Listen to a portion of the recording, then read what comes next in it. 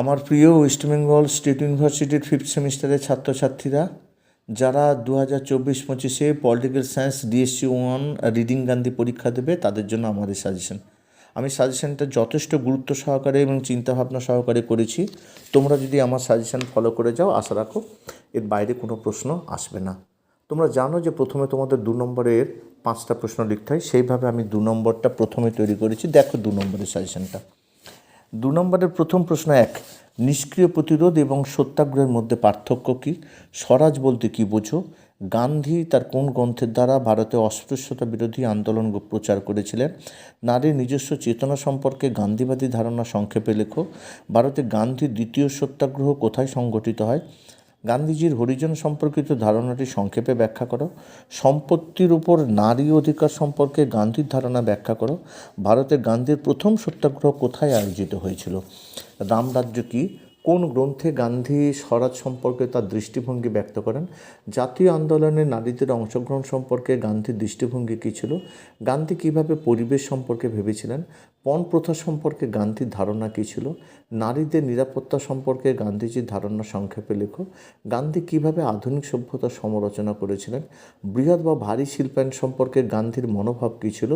17, বারদৌলিতে কোন সালে কিষাণ সত্যাগ্রহ শুরু হয়? 18, গান্ধীর কাছে খাদির অর্থ কী? 19, সর্বদয় কাকে বলে? ভারতীয় ধারণাকে প্রবর্তন করেন। 20, গান্ধী অস্পৃশ্যতার জন্য কী চেয়েছিলেন? 21, শান্তি সম্পর্কে গান্ধীর ধারণা কী চেয়েছিল? 22, নারীর ক্ষমতায়ন সম্পর্কে গান্ধীর ধারণা কী ছিল?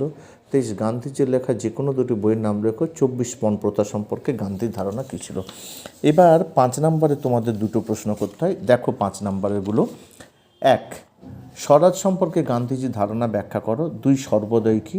3, রাষ্ট্র হিংসা সম্পর্কে নিয়ে গান্ধীর ধারণা কী ছিল? 4, নারীর ক্ষমতায়ন বিষয়ে গান্ধীর ধারণা ব্যাখ্যা করো। 5, গান্ধীর রামরাজ্যের ধারণা সম্পর্কে একটি সংক্ষিপ্ত টিকা লেখো। 6, গান্ধীজি কেন 1918 সালে আহমেদাবাদ সত্যাগ্রহ শুরু করেছিলেন? 7, সত্যাগ্রহের মূল নীতি সম্পর্কে একটি টিকা লেখো। 8, পরিবারে নারীর ভূমিকা সম্পর্কে গান্ধীবাদী ধারণা সংক্ষেপে আলোচনা করো। 9, প্রকৃতি সংরক্ষণে গান্ধীর ধারণা ব্যাখ্যা করো। 10 হচ্ছে খেদা সত্যাগ্রহ সম্পর্কে একটি টিকা লেখো। আর 11, অস্পৃশ্যতা সম্পর্কে গান্ধীজির ধারণা বিবৃত করো।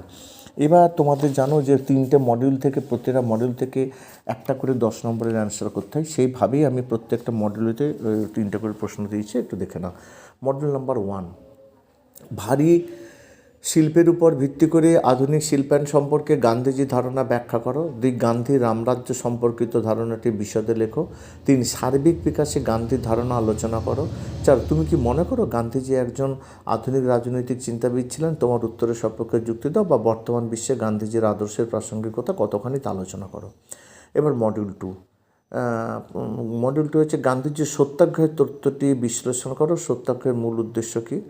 2, গান্ধীজির অছির ব্যবস্থা ধারণাটি বিশ্লেষণ করো। 3, সর্বদয়ের আন্দোলনের মূল স্তম্ভগুলো কী কী? গান্ধীজির সর্বদয় তত্ত্বটি সংক্ষেপে লেখো। এবার মডিউল 3তে আছে, দেখো যে সমাজ পুনর্গঠনে নারীদের ভূমিকা নিয়ে গান্ধীবাদী ধারণা আলোচনা করো, অথবা আমরা বলতে পারি যে গান্ধীর মতে নারী উন্নয়ন বা নারী আন্দোলন সম্পর্কে আলোচনা করো। 2, পরিবেশ ও উন্নয়নের সম্পর্ক নিয়ে গান্ধীর ধারণা আলোচনা করো বা পরিবেশ তত্ত্বে গান্ধীজির ধারণাটি আলোচনা করো। 3 হচ্ছে স্থায়ী বিকাশের ক্ষেত্রে স্থিতিশীল উন্নয়নে গান্ধীজির চিন্তা বিষয় একটি প্রবন্ধ রচনা করো। যদি ভিডিওটি ভালো লেগে থাকে, যদি তোমরা মনে করো যে হ্যাঁ এগুলো সবই ইম্পর্টেন্ট আসতে পারে, তাহলে যাদের রিডিং গান্ধী আছে তাদেরকে তোমরা যদি শেয়ার করো, তাদেরও খুব ভালো হয়। আর একটা কথা, তোমরা যারা আমার চ্যানেলে নতুন, যারা এখনও চ্যানেলকে সাবস্ক্রাইব করোনি, তারা অবশ্যই চ্যানেলটিকে সাবস্ক্রাইব করে পাশে থাকা বেল আইকনটিকে বাজিয়ে সকল নোটিফিকেশন অন করে রাখবে, যাতে যে কোনো ভিডিও, যে কোনো নোটস, যে কোনো সাজেশন তোমাদের কাছে প্রথম পৌঁছে যায়। আজ এই পর্যন্ত, আবার দেখা হবে পরবর্তী কোনো ভিডিওতে।